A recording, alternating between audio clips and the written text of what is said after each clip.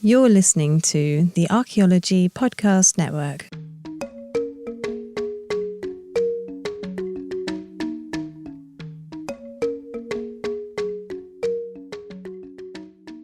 Welcome to episode 25 of A Life in Ruins podcast, where we investigate the careers of those living a life in ruins. I'm your host, Carlton Gover, and as always, I'm joined by my boys, Connor Johnnon and David Inhow. Our guest tonight is Dr. William Taylor. He is a new professor in anthropology and museum science here at the University of Colorado Boulder. Dr. Taylor, thank you so much for being on today. How are you doing this evening? Hey, thanks for having me on. Doing all right. Awesome. So could you just give our guests a little background about who you are and what you're studying? Yeah, so I'm William Taylor. As you mentioned, I'm the one of the curators of archaeology at the Museum of Natural History at the University of Colorado here in Boulder. And I'm also assistant professor in the anthropology department. I am an archaeozoologist, or you might say zooarchaeologist, and my research is focused mostly on the study of animal domestication, with a big focus on the question of horses. I work in a lot of different places, but mostly in kind of East and Central Asia, Mongolia, China, some different places over there. And then nowadays also here in North America in the Great Plains. So, yeah, what kind of got you into archaeology? So I'm from Montana. To be honest with you, it's real cliche, but I grew up, I think I learned how to read playing an Indiana Jones computer game, Indiana Jones and the Fate of Atlantis. I grew up desirous to be Indiana Jones. I've always heard the Indiana Jones movies as being a catalyst, but never an old... Yeah, for me, it was the computer game. It was, if you check it out, these old kind of point-and-click adventure games, Indiana Jones and the Fate of Atlantis. It's a fantastic journey through... It's not exactly accurate, but it is a journey through the prehistory of the Mediterranean. It's an Atlantis deep dive into Atlantis. Highly recommend if you're able to handle that sort of thing. So the Atlantis stuff was right, but they used like a pointed trowel or something, right? Yeah, I guess I think there's no faster way to get people kind of lathered up in archaeology than to A, mention Indiana Jones, and then B, mention Atlantis. I guess I differ from most of my colleagues in thinking that these are both generally awesome things that have their downsides, but I'm kind of a geek on both of those things. Oh, well, good stuff, man. Yeah, you're in good company. So you went to undergrad at Carleton College, right? It's funny that you, of all people, would mispronounce the name, but I guess it's got an extra E compared to your name. Is it Carleton College? Like, really? It's yeah. not? Oh, yeah, it's just pronounced Carleton College. It's your namesake, bro, and you messed it up. Almost. I don't have E's in my name. But where is Carleton College, and does it have a big anthropology department? So Carleton College is in southeast Minnesota. It's a town called Northfield, and Northfield is, if it's known for anything, it's because that's where the Jesse James gang was defeated by the local citizenry in a failed robbery. And it's not a big town, and it's not a big school. I was able to study archaeology there, but we just had a really, really tiny cluster. There was one professor who was full-time in the kind of classics department, and then there was a visiting professor in between the two of those, and they cobbled together some geologists and stuff who were kind of interested, and there was a little bit of an archaeology concentration, but it was kind of hanging on by a thread. But luckily, there were some really smart people there. Shout out to Professor Bravo if he's listening to this. He really kind of got me hooked back in from my childhood dreams. So what led you to be in this kind of small town in Minnesota for college? Is it just proximity, or is it? So a couple of things were going on. I grew up in Montana. So to be honest, my grandpa went to this school. It was on my radar. I kind of went there for football as well as academics. I wanted to go somewhere where I had a decent shot at doing both of those things kind of the way that I wanted to. So there was a family connection, and football played a part in that too. What, you played football in college? I did, yeah. What position did you play? I was an offensive lineman, so I played guard and then tackle. Really? Wait, like how tall are you? This is going to be 6'5". Oh, okay, that makes a lot more sense. No, I've only seen pictures of you on Instagram, so I was like, I was a little heavier back then. I've dropped 60 pounds or so since then. Oh, what were you? Wow. What were you, Carlton? You were a lineman. I was a tight end. Thank you. I was like a half lineman, half receiver, a suicide receiver, if you will. I sat on the bench in baseball. Oh, thank you, David. Thank you, David. So you went to Carleton. I was about to say Carleton again. So you went to Carleton College first and went there to play to football and do academics. Now, did you immediately go into anthropology, or was there kind of like that aha moment in another class? No, to be honest, I had kind of two different ideas going into school. I was always kind of interested in wildlife biology in high school. And then, in fact, when I got into college, I thought I was going to do political science. So I got my degree in kind of political science and international relations. And but it was like my last year and a half of school that I kind of picked up on archaeology, and then it all clicked. And so I knew, even though I ended up with a sort of less than relevant degree, I knew coming out of school that archaeology was what I wanted to do, because I had spent a couple summers doing field schools and doing some kind of internships and that kind of thing. Gotcha. So you got your master's and your PhD at University of New Mexico down in Albuquerque. Now, did you go immediately from undergrad to your master's, or was there some time in between that you did CRM? Yeah, I basically went directly there from my undergrad. And why'd you choose University of New Mexico? Again, it sounds silly, but my mother and my grandfather both went there as well. So it's like a family connection. It was always on my radar as an interesting place. And then I guess what happened is that when I was kind of starting to get interested in archaeology as an undergrad, I was looking for folks that would let me intern, kind of learn the ropes, especially researchers or museums. I ended up messaging like everyone that I could find their contact info at the Smithsonian. And I think I probably sent close to 30 emails, and I only got 2 replies.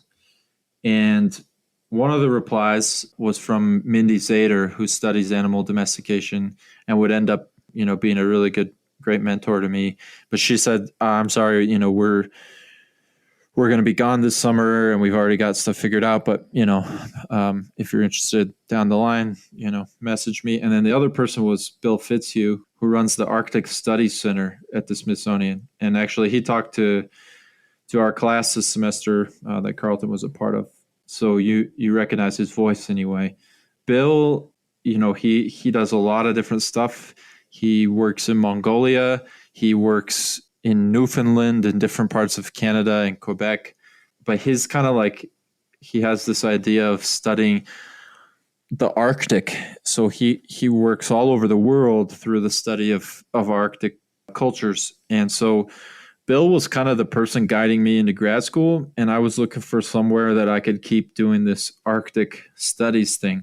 There's not a lot of places that you can do that. And so I was looking at school up in Alaska and also at UNM, where the researcher who would go on to be my advisor, Jim Dixon, was at UNM. So I basically applied because I wanted to work with Jim.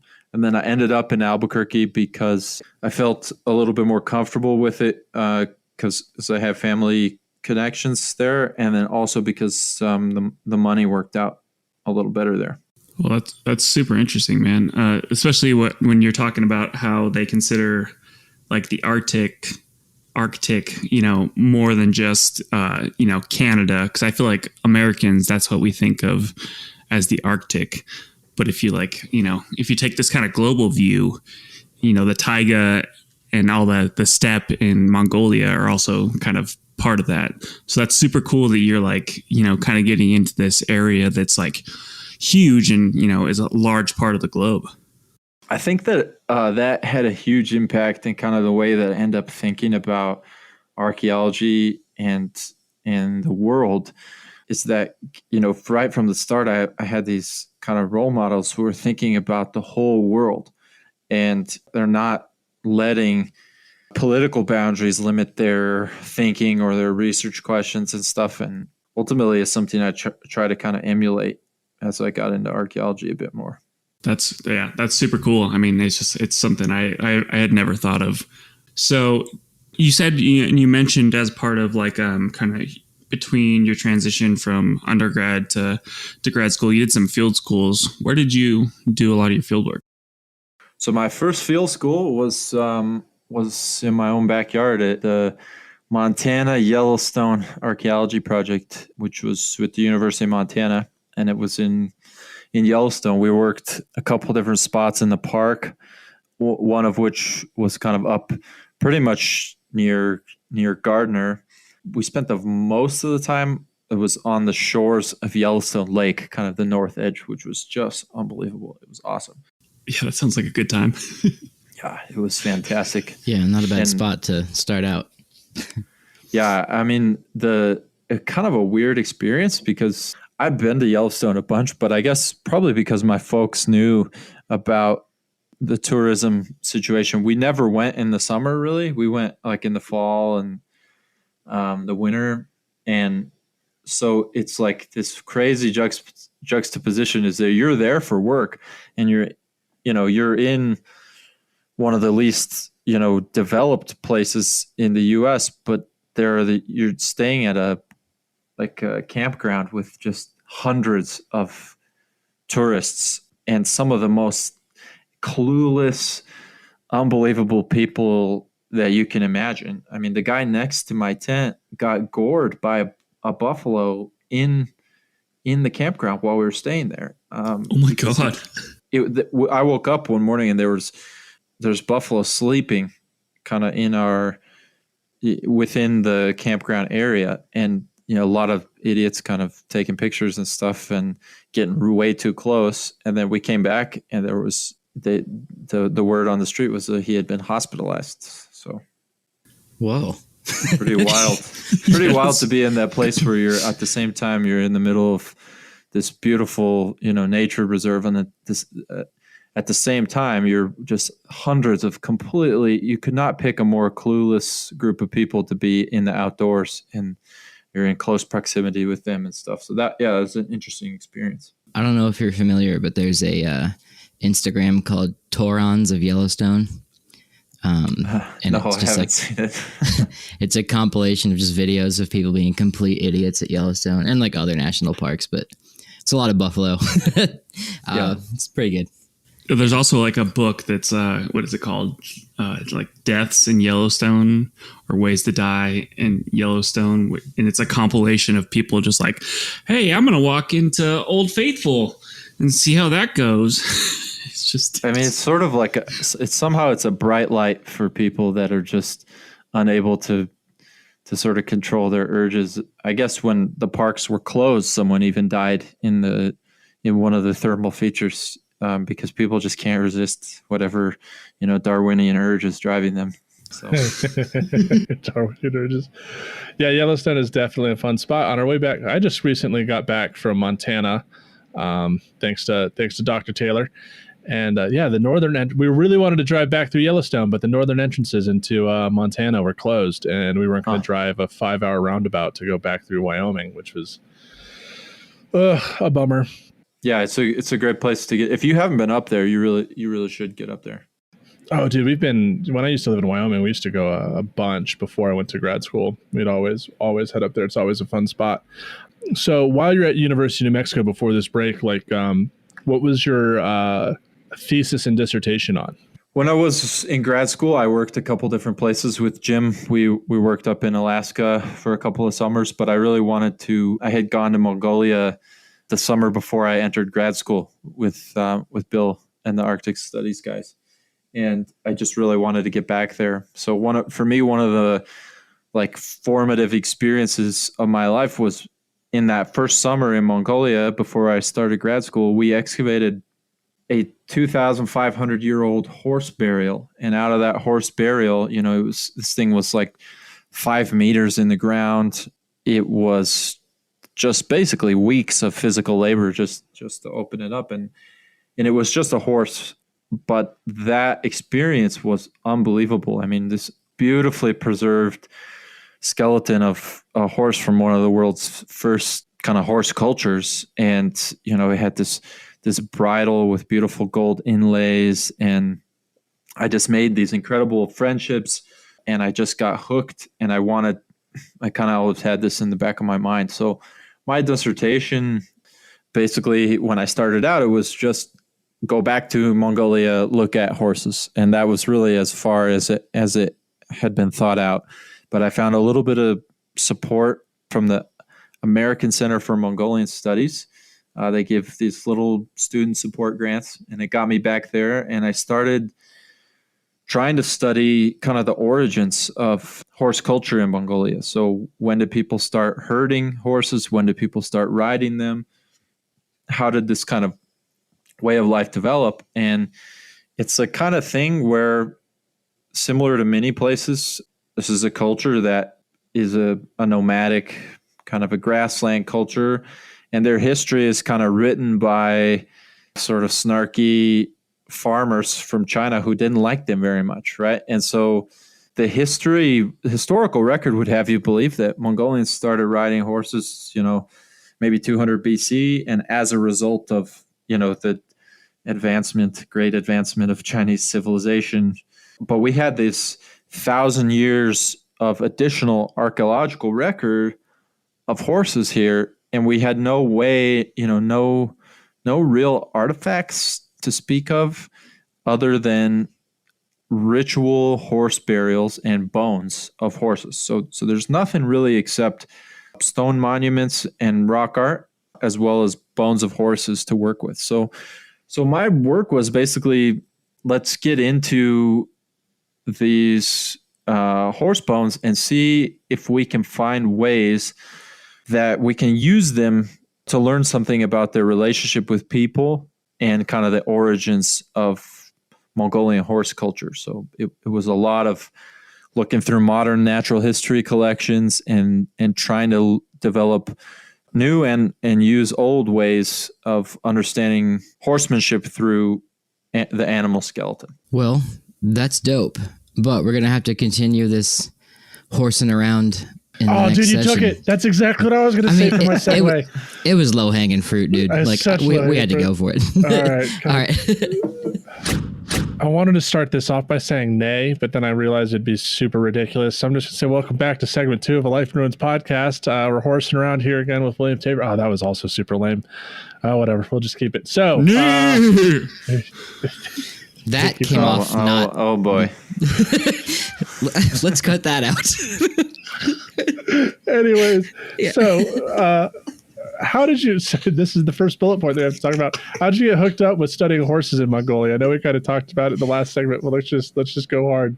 Yeah, so, I mean, basically, I just kind of stumbled into it through this connection with Arctic studies. And what I would say is that, for me, the reason I stuck with it is I felt like it a little bit connected me back to my own family. My grandpa was a rancher, and my dad grew up on the ranch. And then I, had this unfortunate experience that I think a lot of folks my age have, where it's like your family and your kind of traditions and your culture are one thing, and then you grow up kind of like in a town or a city, right? There's this disconnect, and I felt like it was, for me, is interesting to be able to get back into that kind of the origins of horse culture here in Mongolia, and felt like I was connecting a little bit with some of my own family story, That's cool. So there's a little bit of a personal connection to some of this research you're doing.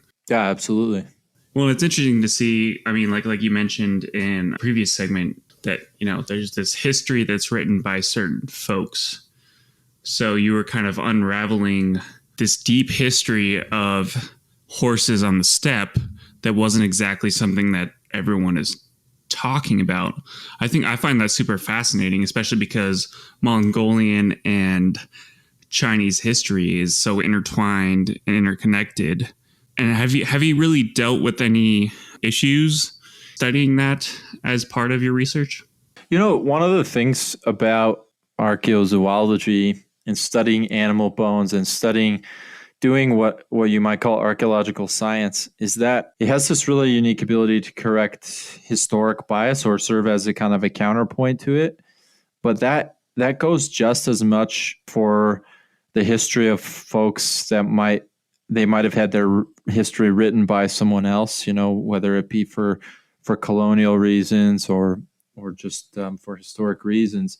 It's just as true for those folks as it is for correcting mistakes or gaps that people didn't know were there in the archaeological record of a place with a really, really rich tradition like China. So, we've had some really big successes working in China as well, because sometimes you just want to understand a process that doesn't come through in the historic record. If you want to understand, where did this revolutionary change emerge from? Like, for example, when did people start riding horses? Why and how? Not every step of that change is going to be you typically in the historic records, you might get the last little snippets of that change, whereas maybe somebody writes down what happened and why they made their choices. But for the most part, to study big level processes, they're often beyond humans' conscious awareness, right? And that's true, just as true in 2020 as it was in the past. So I think it's really cool to be able to use kind of zooarchaeology as an additional tool that pairs nicely with historic information and also tends to counteract some of its excesses, I guess you could say. Well, that's cool because, a lot of sites that we get in certain places are zooarchaeological remains, and we have to kind of connect them back to humans in a way that, makes sense and is scientifically tested. So it's cool to see that used in other countries as well, at least to kind of tell the stories of, people in the past. Yeah, I think it's really important. I mean, the problem is that, you can't really draw easy lines between, country borders are relatively meaningless in terms of understanding our common history. And so, yeah, I think it's important that folks all over the world end up getting to do that kind of thing. Totally irrelevant, but one of my favorite memes to come out of some of the build the wall down in the south, because we're only thinking about Mongolia and China, was the meme that was like walls work, and then it's a picture of Genghis Khan and it just says laughs in Mongolian. So I'm going to use this as a teaching moment here. Don't say Genghis, don't say Genghis. It's Genghis, right? So the American English pronunciation would normally be Genghis, but that is. So if you want to be proper Mongolian, you would say Chinggis. Chinggis. Okay. Nice. Awesome. And Genghis Han with a soft kind of H sound. Yeah, feel free to make this whole podcast a teaching moment for Carlton. That's okay. But like the reason like we say Genghis is like from a like French transliteration or something like that, right? I remember hearing it that may somewhere. be. I'm not really sure. Okay. I mean, I think I learned that on like History Channel, so it's probably nonsense. But if Carlton, if you end up coming to Mongolia, you'll get all this stuff down. Dude, I was so bummed. Well, I mean, among other things going on and the horrible crises that COVID-19 has bestowed upon the world, the loss of going to Mongolia was definitely a near and dear sorrow to my heart. But moving away from the East, so started doing the horses in Mongolia, but you also worked at the Max Planck Institute, which is a like highly prestigious institute. And those that work there, it's kind of a pretty, why are you laughing? Because I was trying to think of a word other than institute, and then you said institute too. So we're on the same page is what I'm saying. That's what I'm laughing Yeah, I at. couldn't think of anything else. I was like, so, I mean, Max Planck, highly prestigious in the world of science. How did you get that gig? And just tell us about it and how you think getting a position at Max Planck was beneficial to your career. Yeah, I think, as you may end up figuring out, it's a pretty rough world out there. Once you feel like you spend all these years thinking I'm going to get my PhD, and then you get it, and it's like, I need to find a job now. And it's not an easy market out there. And the world in Europe is a little bit different. I mean, there's a lot more science infrastructure, and it's pretty obvious to me after spending so much time in America and then going to Europe that this is where the world's leading minds are in archaeological science, for sure. And I just backed my way into it. To be honest, I got really lucky that these folks were looking. They literally posted a position for Mongolian archaeology.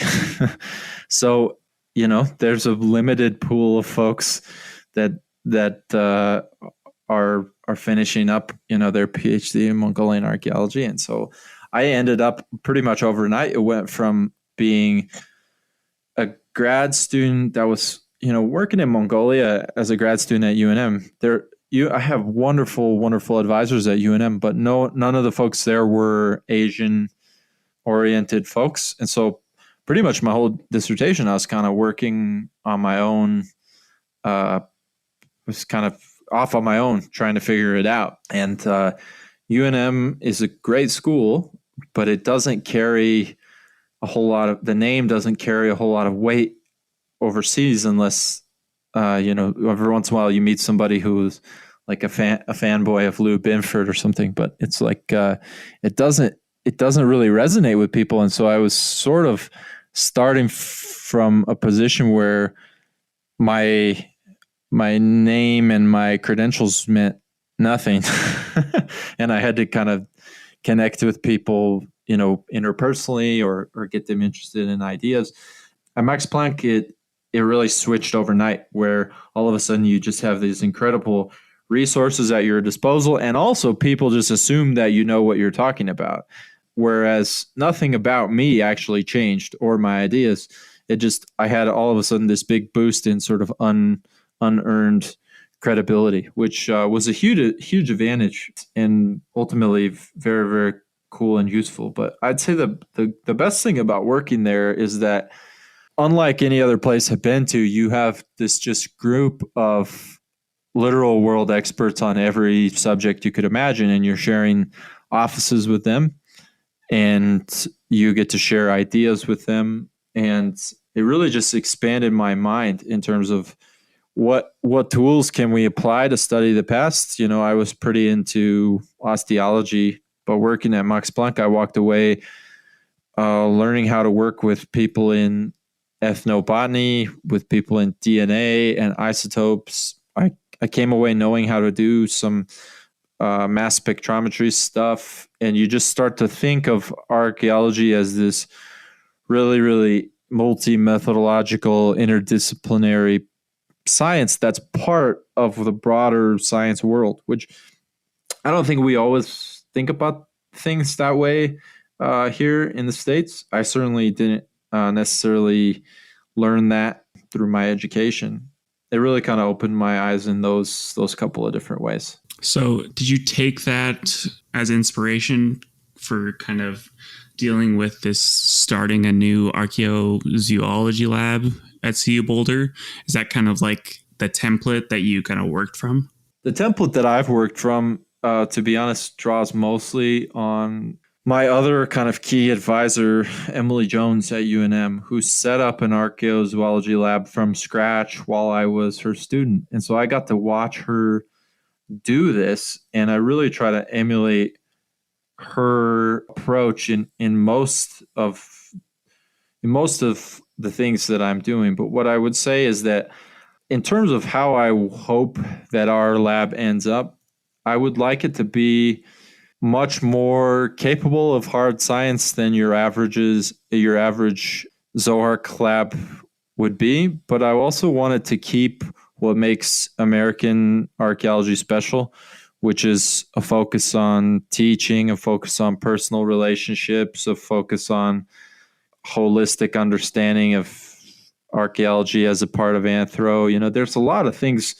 There's European science on its own has a lot of things that don't need to be emulated or copied either, right? So I hope that eventually we can find a middle ground, something that's combining the best of both worlds. I think that's a great idea. I've seen the facility you guys have there, so it'd be. I really like that campus. It'd be a really cool situation to have at Boulder. But yeah, it's a tough battle to make a new facility. As Carlton's well aware, the first problem is space, and we work in a building that's 100 years old, and so it'll be a journey to get us up and running. It'll be a multi-year adventure, but. Yeah, and for those listening, Dr. Taylor's Archaeozoology Lab has an Instagram. It's at CU Archaeozoology, and he posts things on there to see what's going on. But as Dr. Taylor's alluded to, this past semester, spring 2020, I was his research assistant helping him this lab, and not only is there a focus on getting collections, which comes from even we've had Devin Pettigrew on the podcast before, and we did the goat experiment, which we talked about, and I'm hoping it doesn't make me gag. It's making me gag again, but we got the goat, and that's going to Will's lab, and we've also ordered a number of specimens, and how hard it is to find dead goat. Dead goat. You got a pretty weak stomach there, bud, don't you? It's just how bad it smelled. With the bison we just did, not a problem. Totally fine. Even 2 days of the hide sitting in its blood in a cooler, not a problem. But that marinated goat was just something special. And on that note, Carlton just killed the segment he killed that goat and puked up afterwards. And then we'll meet you on the other side of episode 25 with Dr. William Taylor. And we are back with segment 3 of a Life in Ruins podcast, episode 25. So, Dr. Taylor, you did a lot of your research out there in Mongolia and China. And how is that translated into researching horses in the New World here in the American West? Well, as I kind of hinted at, my first archaeology experience was here. A lot of my work and my whole life, it's centered in the American West, in places like Montana, Wyoming, New Mexico, and now Colorado. So for me, always the most important piece of understanding the history of humans and horses was always to kind of bring this question home a bit. It's not the kind of question that has often been asked from a archaeozoological perspective, because, by the time we have European colonists in North America, it's considered to be history, right?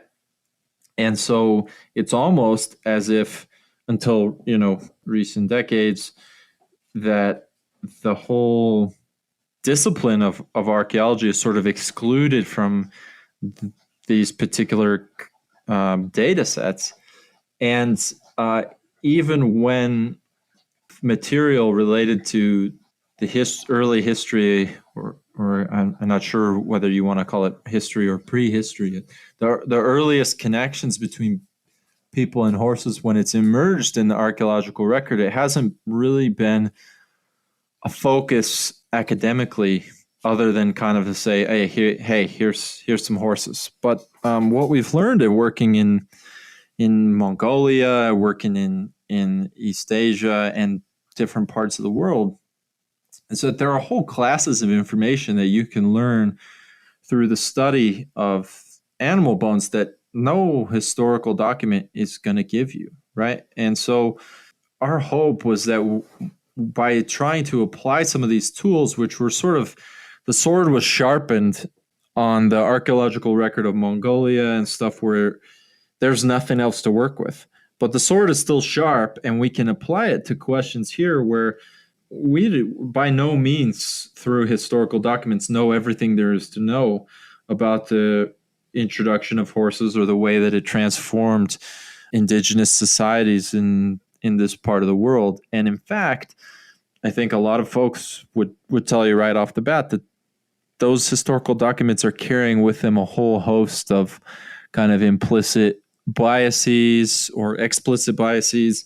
They're useful and they're interesting, but they're more of a reflection of the European societies that they came from than they are a direct barometer of when, why, and how horses were adopted, integrated into indigenous societies. And so basically, since the last couple of years, starting at Max Planck and then here at Boulder, we've been trying to take these tools, which are designed for a totally different purpose, right?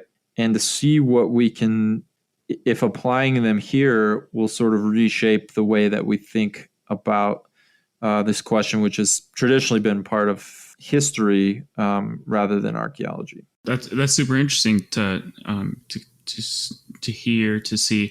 Just for our listeners, horses didn't exist in North America prior to, or I mean, they weren't adapted to humans or worked with humans until Europeans came here, right? Is that correct? So the history of horses in this continent is really interesting. Horses as a equus, as a kind of a genus, as a taxon, a category of animal, evolved in North America. So it is a grassland animal that evolved in North America, and then with the onset of the Pleistocene, it dispersed into the old into Eurasia, into Africa, and it became things like zebras and asses and donkeys and horses. And there were horses which might look a lot like what you would recognize as a horse today, living here in North America when the first people arrived in the, sometime within the last 20,000 years. And the first, until about 10,000 years ago, horses were an important source of their important food source. People for early hunters in the Americas, North and South America, people made bone tools out of horse bones. People hunted them. They were significant, but they did not survive the kind of emergence of Holocene climates. And best guess is that they went extinct in most places, probably about 10,000 years ago. They may have lasted quite a bit longer than that up in the high Arctic, but nonetheless, they were off of this continent until the Vikings arrived, and the Vikings did not, as far as we can tell, introduce them anywhere except, Iceland, Greenland. So, they did. I didn't know that. But they didn't. Horses did not make it onto sort of mainland North America in an established way until the 16th century. Sure. Well, it's super interesting because I talk to a lot of people who are non-archaeologists or paleo folks, and they've always assumed that horses have been here, but they've basically their introduction into North America is it due to the Spanish? Is it due to, it's like in the 1600s when they really kind of proliferate outside of and take over these landscapes in North America? Yeah, so that's part of the thing that we would like to understand a little bit better. So this project, this NSF project that we're going to be starting here this year, we're going to try to combine things like radiocarbon dating with historical records, ethnohistory, and DNA. So we're, part of the idea is to trace the sources of particular populations and how they spread into different parts of the high plains and that sort of thing. But in general, what you said is pretty much right. Probably it was the Spanish that most significantly introduced them into the Western U.S. But, you definitely had other groups of people, British, French, from a pretty early period. And then by later periods, you might have had horses coming over, from Russia, some other places. So So we hope to get into that a little bit more. Another aspect of your research is using the indigenous oral traditions, right? Like matching all these things up as legitimate sources of knowledge to kind of redefine the whole premise that the Pueblo Revolt was the major catalyst for horse introduction. Yeah, so that's one of the ideas out there that's been a kind of in the historical documents for a long time. And it's not fully just pure European bias, right? There's some legitimacy to the idea that, when Spanish were expelled from New Mexico, right, that this was a major catalyst for the spread of horses. I mean, it makes sense logically, but it also, if you think about it, is an extremely attractive idea for those of us white Europeans who want to feel, we feel that domestic animals are sort of our thing, and it's kind of like, when the cat's away, the mice play kind of an idea. And what we're finding is that it's not really necessarily bearing out in the archaeology. And it is, surprise, surprise, that in a lot of the cases of what we're finding here is that the best explanatory framework that we find for the archaeological results ends up being, indigenous ethnohistory, oral traditions, and even if you take historical records, but you just take a more optimistic view or a more constrained, not taking everything literally, but trying to think along the lines of prioritizing, okay, what was the social fabric of this part of the world at this time, and thinking about the implications that might have for, exchange between people or this kind of thing. And the people, this is not my area of expertise, but there are a lot of scholars that have put time and energy into this. And those people, in my opinion, the folks that have spent the more time diving into the ethnohistory and taking indigenous ideas seriously seem to be producing answers that are closer to the truth. And so our project is trying to explicitly integrate that kind of information into our research. So we have partners at UNM and the University of Oklahoma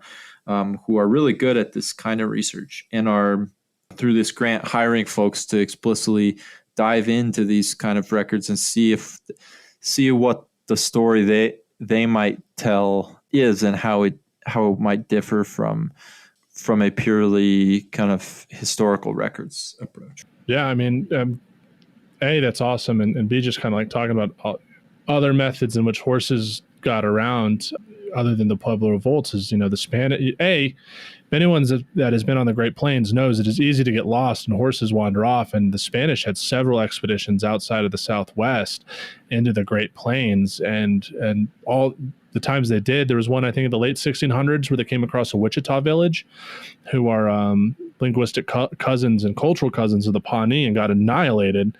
And then there was another one in 1720. It's actually, we're about to hit the 300th anniversary of the Spanish did another expedition to try to claim the Great Plains, and the Pawnee and Osage wiped out that expedition.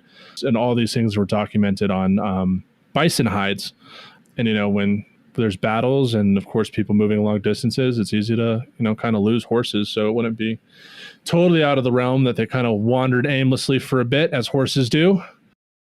So the thing is, even if you're just taking historical records only, right, and we look at this a little bit, there is all kinds of historical evidence to suggest that by the early 1600s, Spanish were losing horses to raids by various indigenous groups. Apache people show up a lot, but also Utes, Navajo. And so there's a clear paper trail here for horses getting out of Spanish control very, very fast after Spanish were permanently in the Southwest. What there isn't a great paper trail for is what happened next, right? And but we know right by early 1680s, French folks were reporting horses along the Missouri. The Pueblo Revolt idea it's not wrong in the sense that I'm sure that the Pueblo Revolt had an effect on the spread of horses, but it's not really justified as the starting point, even if you just take a purely history-based approach. People think of Plains Indians as horsemen based for such a long period of time. At least that's, how we understand the the historical record. But Plains Indians, are more recent adopters of that. And like Carlton, how do you feel about this kind of portrayal of Plains Indians as a horse culture, even though they're just more recent adoptants of that? So some background, even before I met Dr. Taylor, because I work with my tribe a lot, that Dr. Taylor had been in contact with the Pawnee Nation Tipo, Matt Reed, who also listens to this podcast. Shout out, Matt. Hey, Matt. But honestly, I don't, my research focus is pre-European contact. So, I'm mostly looking at, ethnogenesis. And it wasn't until Dr. Taylor came along and kind of took me under his wing that I start learning more about historic stuff. And like, rightly so, Dr. Taylor stressed the importance of understanding the impact of horses and colonialism and how you can see these changes. So that's when I started taking an interest. But, I had always believed, it was, the Pueblo revolts. And I really hadn't looked too much into the historical record. And it was really Dr. Taylor showing me some of these resources, saying like, hey, no, this is probably definitely a major aspect of the dispersal, but in terms of the first dispersal, not right. And, Dr. Taylor, said like there are oral traditions of indigenous people that talk about having plains at these times. And that really opened my eyes. So it's really Dr. Taylor who really showed me kind of a lot of the truth behind a lot of some of these theories in horse dispersal. Because, horses changed plains society just as much. I mean, even, before Europeans really showed up, I mean, horses were a major change. You went from, in terms of like warfare, how warfare is conducted. I mean, without horses, you really don't get plains nomads. Without horses, there's not a resource that allows for like Cheyennes and Lakotas to just wander aimlessly on the plains. Not aimlessly, that was rude, but, to do that. So it was a huge cultural transition because of horses and what horses allowed people to do. I mean, if you study plains warfare, it really goes from group based, and with horses, you're talking about more raids further distance. It's honestly the best thing I can bring it up to. It's like the introduction of horses into the Plains Indian societies was like the invention of the airplane for the world.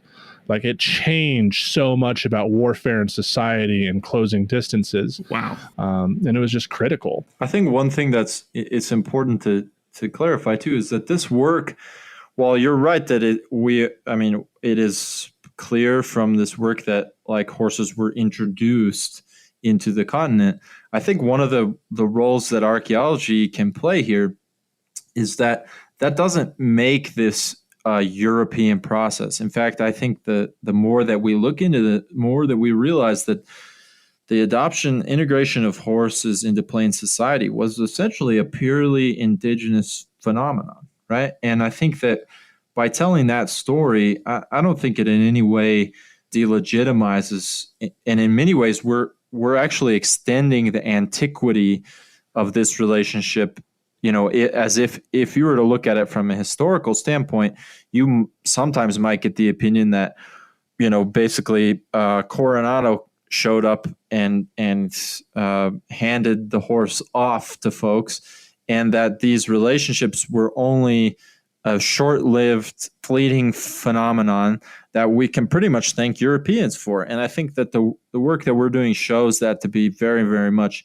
not true, and kind of restoring the legitimacy and the antiquity in the eyes of, this is not going to be news to indigenous folks, but it may be news to other audiences that are relying on different sources of information. So I think that's one opportunity that we have with the work. Well, yeah, we're super excited to hear how this project goes with you, Will. This is A Life in Ruins. I'm going to ask you the question. Would you choose to live a life in ruins if you could do this again? Absolutely. Well, good stuff, everybody. And real quick, Dr. Taylor, do you have some social media to promote or anything where people can follow you, check out this research, and any ongoing projects? Yeah, a couple things to say. Definitely check out, as Carlton mentioned, we have an Instagram that's occasionally managed by the far more social media competent Carlton. But I do post stuff primarily on our Facebook page, which is CU Archaeozoology Lab. We also occasionally have stuff on the Horses and Human Societies page, also on Facebook. And then stay tuned if this is interesting stuff to you. In I guess probably 2022, we have a book coming out that's kind of a popular-oriented book. It's called Hoofbeats: How Horses Shaped Human History from University of California Press. Nice. Well, yeah, well, good stuff. Well, all right, everyone, we just interviewed Dr. William Taylor, Professor of Anthropology and Curator of Archaeology from the University of Colorado Boulder. And with that, we are out.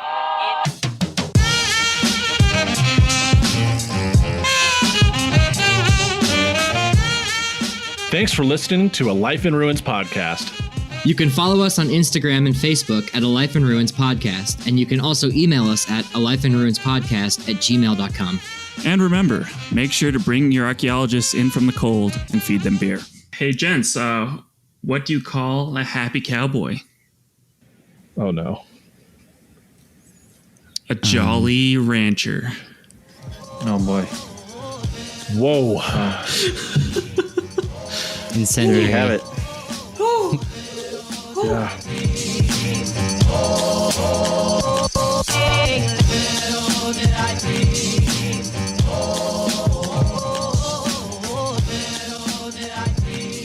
This show is produced by the Archaeology Podcast Network, Chris Webster and Tristan Boyle in Reno, Nevada at the Reno Collective. This has been a presentation of the Archaeology Podcast Network. Visit us on the web for show notes and other podcasts at www.archpodnet.com. Contact us at chris@archaeologypodcastnetwork.com.